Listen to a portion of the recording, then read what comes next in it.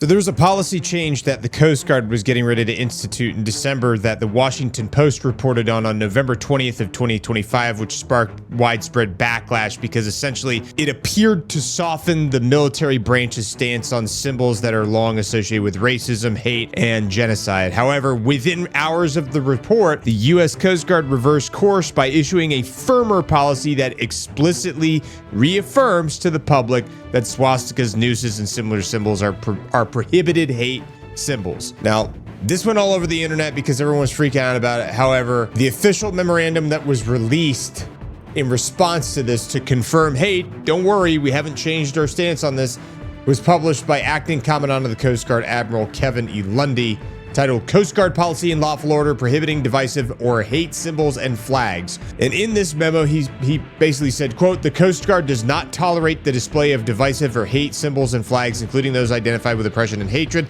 These symbols reflect hateful and prohibited conduct that undermines unit cohesion. A symbol or flag is prohibited as a reflection of hate if its display adversely affects good order and discipline, unit cohesion, command climate, morale, or mission effectiveness. This policy applies to all Coast Guard personnel. Now, prohibition. Divisive or hate symbols and flags are prohibited. These symbols and flags include, but are not limited to, the following: a noose, a swastika, or any symbols of flags co-opted or adopted by hate-based groups or as representations of supremacy, racial or religious intolerance, anti-Semitism, or any other improper bias.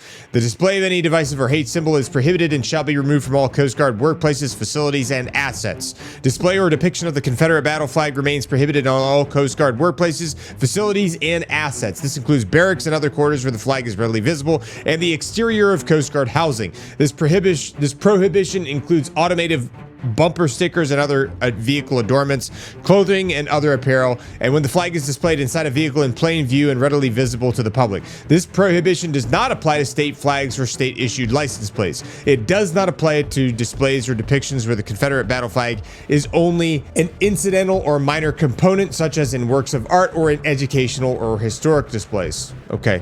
Well, you can read the rest of it. It's all over the internet. Bottom line is they were just confirming to everybody, don't worry, these are still considered not allowed. They're still prohibited. They're still considered hate symbols, and we're not going to allow them on Coast Guard installations, on your vehicles and Coast Guard vehicles, or in their barracks rooms or living quarters. So hopefully that clears it up. If you don't feel like it clears it up, go read the memo for yourself, and I'm sure it'll clear it up for you.